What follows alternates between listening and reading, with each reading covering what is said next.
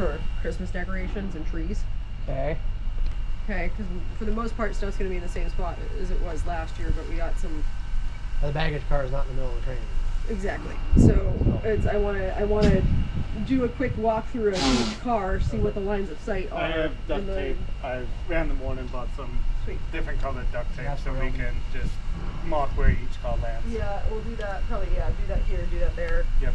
And then time the whole thing, including the runaround. So just do it like it's the show, so that we can time the audio show. Okay. So we'll tag team when we get here with visuals, sight lines, and then taping where each vestibule is. While they're switching, can we walk around and start redoing my Christmas list? Yep. Christmas to-do list. My Christmas list involves erasing my brain in the last 3 hours. Okay. Don't worry, I'm switching gears from pumpkins to Christmas. And all the fans to Christmas.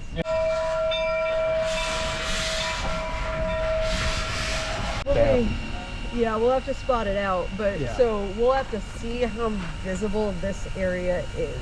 Yep. Because last year we had the rail cycle sleigh.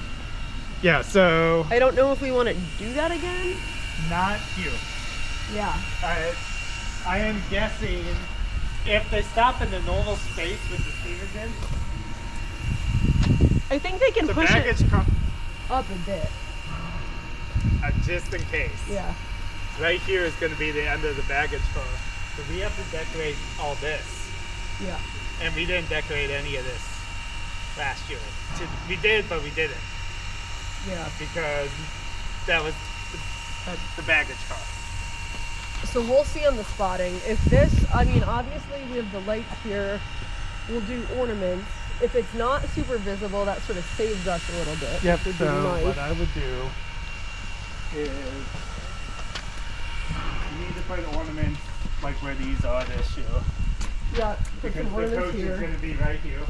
In terms of the building, obviously we have the lights, you know, on the top, but reeds in the windows. Yeah.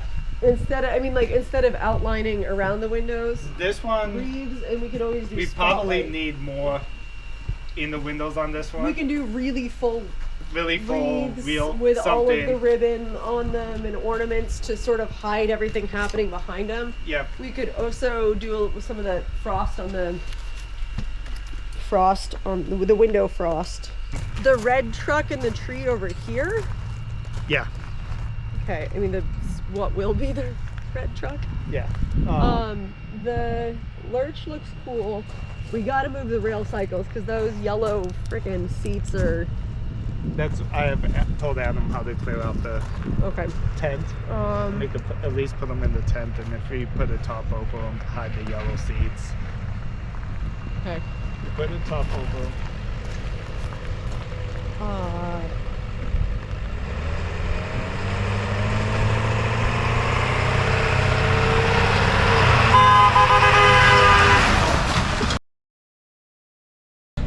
Hi, I'm the new guy, Jared Erlinson. I've been with the Rainier Scenic Railroad for about 3 months now. I have a background of about 30 years working in Seattle in marketing, event production, communications, public relations. Had a fantastic career working with some of the most impactful Fortune 500 companies, representing a nonprofit. I have plenty of stories about crazy celebrity moments that I'll share and dribble out over the years. This is a gig for me. It's an early kind of retirement gig. Make a little bit of money, keep paying my mortgage until I can really start dipping into my investments. And so I'm here. I bring a range of skills. I'm a musician. Much of my music will probably be making Calvin use to edit some of our future stuff. That's my true love is audio, but large-scale event production. I don't know anything about trains. I did ride a train in Europe in '93. My Eurail pass back then, they had those Bic erasable markers, and back then a Eurail, you just had a piece of paper, and once you filled it up, you were done. But boy, I would just erase it with that Bic erasable marker, and then I'd take off to Hungary or I'd take off to Austria. So that's my last rail experience. Really excited.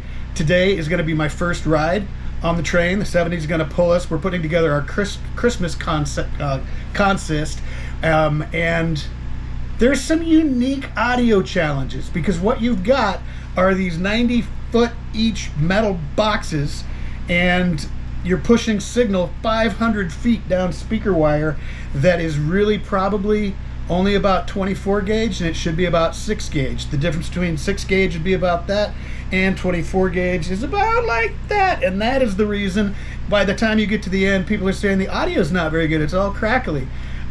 So yeah, I'll be excited about my first train ride, and I will be cursing loudly as I'm pulling out soldering guns, cutting up XLR cables, and doing anything I can, wiring a second amp today, to try to help Christmas with the Clauses audio be the best it possibly can.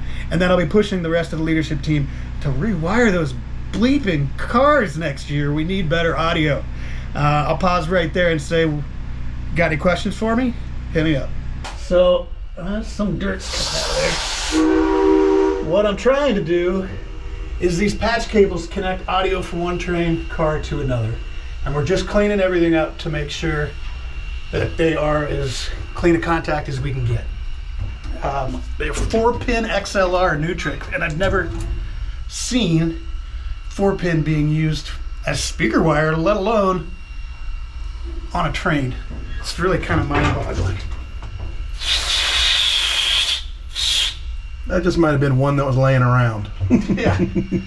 So I'm gonna have to buy new 4-pins because I brought 3-pin connectors that I rush ordered for today's work. Of course.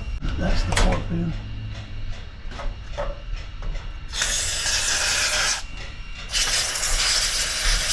Oh, hey, stink bug.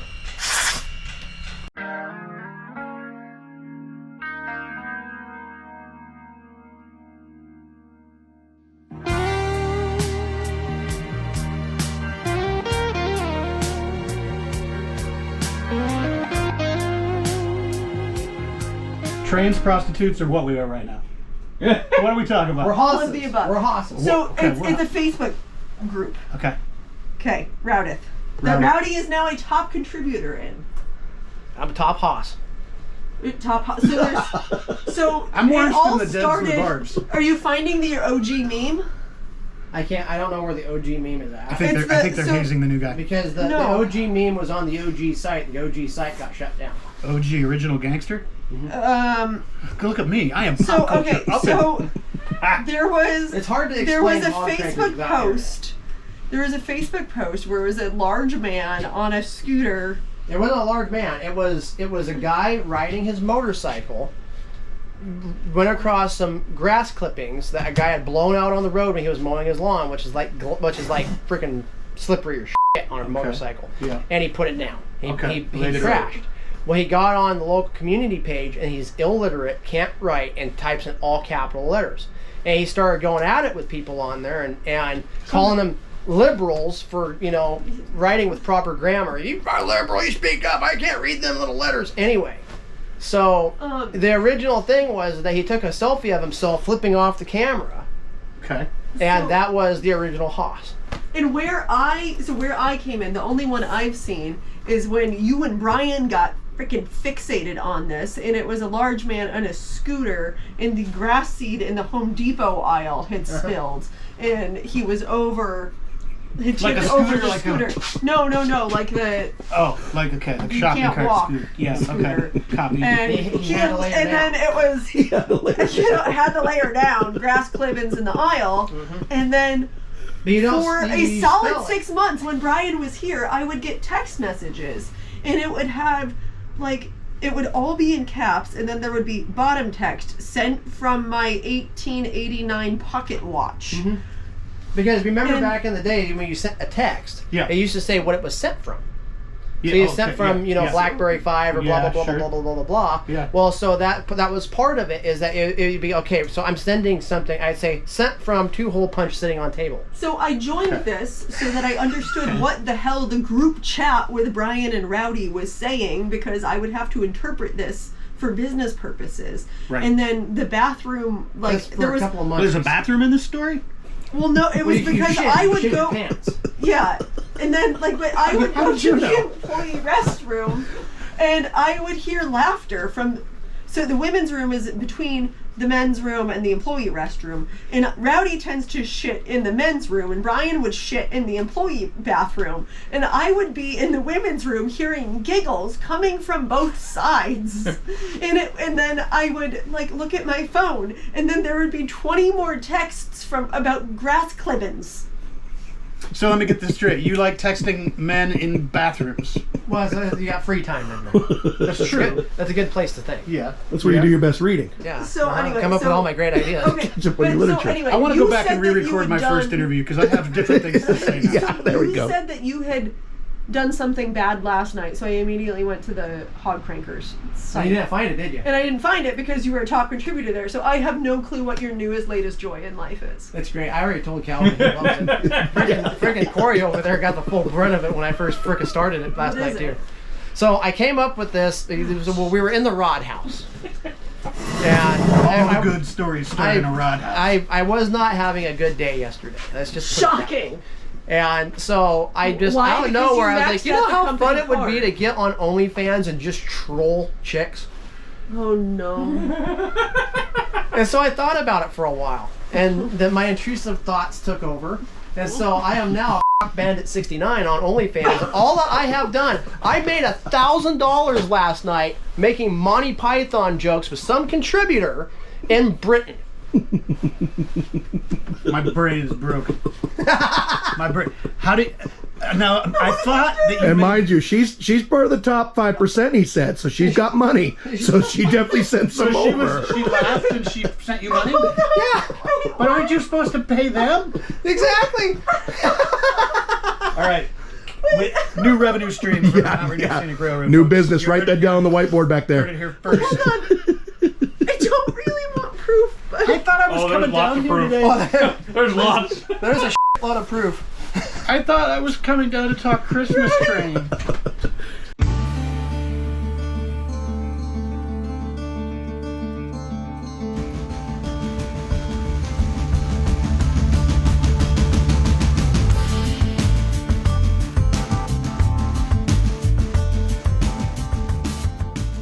Okay, I am going to try to say this without it sounding like pointing fingers at anybody, because it's not. So the corners here need to be redone. Trying to get, if there's a taper here, there's stuff going on over here that we can't get a, there's a little hoop-de-doo, they tried to miss a rivet, all that. And then the side sheet patches are too small. So, a word of caution, I cut most of this out, but I didn't do the finished prep, is that when you're cutting a sheet out and you scribe a line, don't cut right along the line. Cut a little bit below it so that you grind up to the line. And in this case right here, we're going to have to take more out and make this a little bit more straight because it was cut right on the line. And there was a piece of scale or something back there that made it blow out. So instead of being able to make the line straight, that was this little hoop-de-doo was put in here that you can't get I mean you can, but it's going to take forever a freaking day to get your corner fitted up or your sheet fitted up. The other thing is too, when I scribed the original line, I used a level and I made sure that it was flat and it was straight. Somehow or another, measurements were taken off of, we think, the mud ring, we really don't know. And that line got like this. So one end was 18.5 inches and the other end was 17 inches. So from the front to the back, there was an inch of difference. That was on both sides. That wasn't just on one side. And then along the back, there was about 1.5 inches of drop going this way. And that, screwing with my OCD and trying to make a patch for that, pain in the butt. So all the sheets were cut based off those original dimensions. And now But you got to try to put the sheets in because we've straightened everything out now. They don't fit. So, do your prep work first. Make sure all your prep is done. Make sure everything is where you need it to be. And then cut your sheets out. Then cut your patches out and start forming your patches. And partially my fault because I was off worrying about other big picture shit. And, you know, wasn't really checking in on this that much. And it looked good from a distance, but now that I've gotten in here and really started looking at it, you know, there's stuff that needs to be cleaned up. I mean, you know, there's a couple of these, per the boiler code, these radiuses need to be done off of a calculation based off of the thickness of the sheet, not just by eyeball. There is a calculated radius that's got to go in here. And none of these radiuses are calculated. They're just eyeball. So to fix this, trying to fit a corner in here with all this going on is doable, but it's gonna take longer because now we gotta make a new corner because the corners don't fit. They just don't fit. Especially this one. This one's all kinds of wonky. So what we're gonna end up doing is what we should have probably done to begin with is come from this line, go to a point down here, come to this line, go to a point down here, cut the bottom of the tube sheet out, and then we'll put one piece in here, a corner, a piece that runs the entire length of the firebox that way, the two back corners, probably a small one in the middle, and then one long one that comes up here and matches into this corner. And now that we got the prep pretty well done, we just got to take this piece here out. It should go a lot quicker. Instead of trying to, I mean, we already got to remake a lot of this anyway because the distance from down here to up here doesn't work. They weren't cut thick enough. By the time for what was going on, they probably would have worked, but now that we got it all cleaned up, we're like a quarter of an inch from being able to use it. With it all cleaned up, with it all prepped, with the 37.5-degree bevel on it and all that, they're just a little too far apart.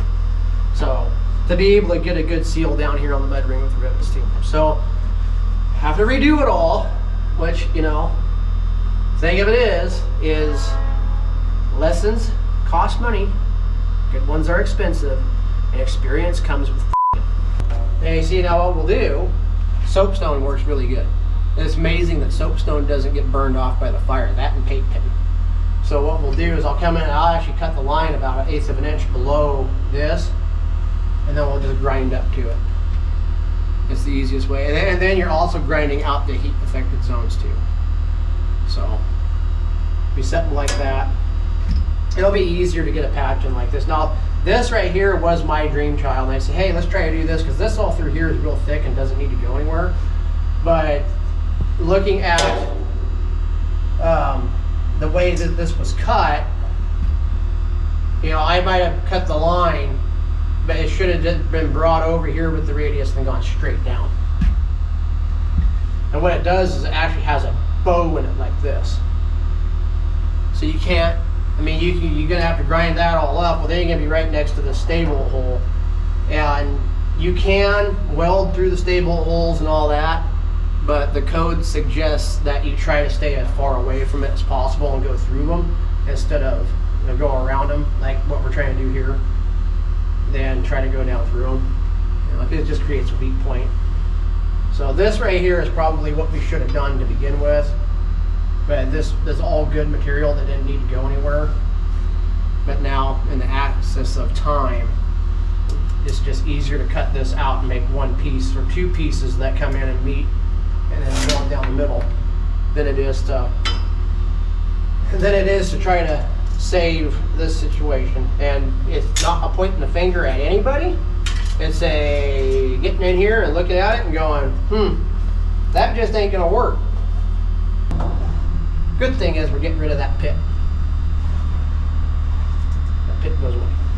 And these are braces right here, so we don't want to screw with those. Those are, and one thing that was said at one point in time was, well, you just drill through this hole and drill this hole. This is something to touch on. These holes are in a calculated area called your thread pitch.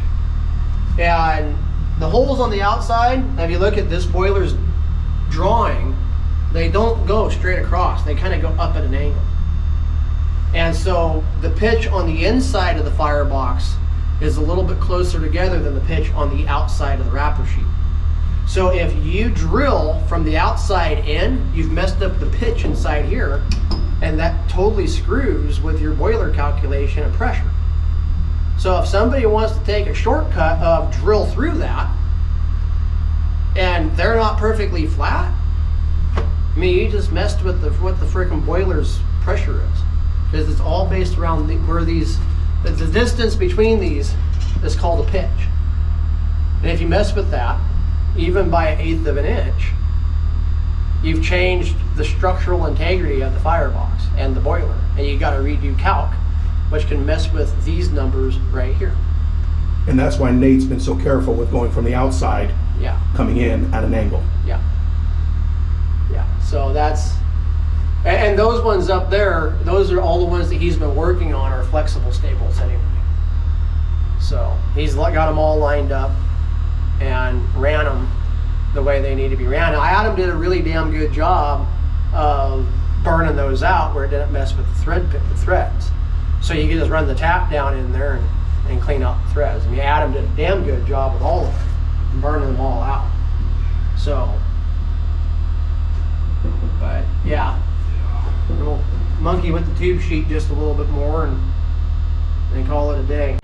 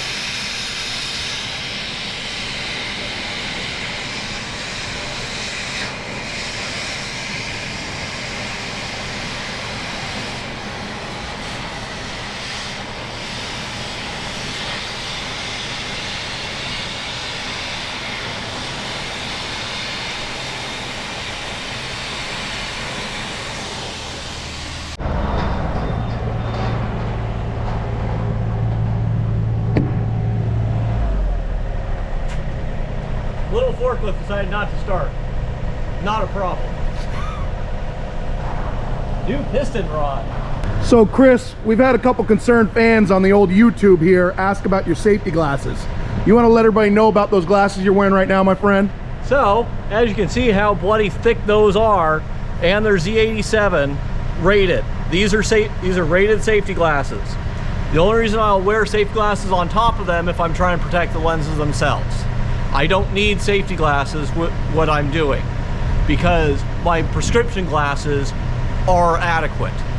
There we go, folks. So now you know. No need to worry no more. Chris is safe. We're making sure we get it all situated. Don't worry about it, folks. We got it taken care of.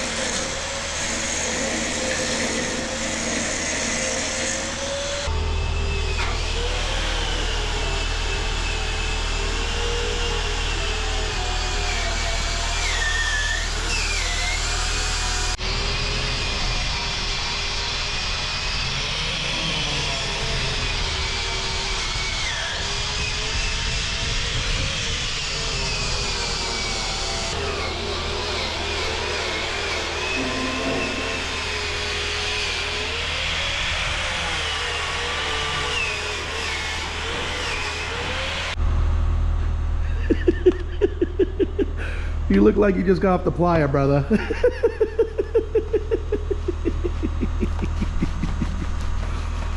All for the 5, folks. All for you guys. So, Eric, we got a new Christmas event going this year. You're the guy. I'm the guy. What's been the struggles? What's been working? What hasn't, my friend? And what do we got coming? So, lots coming. You know, I still got to get all of our first class mugs, all this, all that in.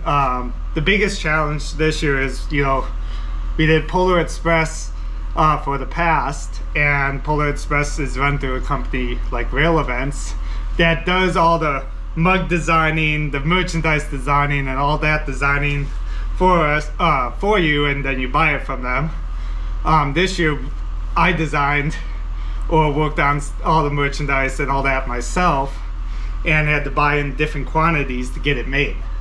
And so we have all of our retail ornaments in, but there were like a month of that was being held up by customs, because all the ornaments made in China and all that, all the political tariffs, all that situation held our ornaments up in customs, because the factory didn't put the type of wood they are made out of on the custom forms. And so foreign wood coming in delayed them for a month. We've experienced a lot of little delays like that with a lot of the item stuff the shippers couldn't tell us until it's either on its way or close to being on its way. And the thing is, the process started in April. I designed all of our ornaments in April before I even knew what the event plan was, because we worked on that in June. Before we had the logo, I was designing just Mount Rainier Scenic ornaments because I couldn't wait for the Christmas with the Clauses logo to be done. So we'll have a little bit of both this year. We'll have Mount Rainier Scenic logo stuff and for ornaments, and special Christmas with the Clauses logo. But other stuff like kids hoodies and blankets and beanie hats and all that, which are American made products, or made here or printed here in the States, those are on its way, and I'm excited to have all those.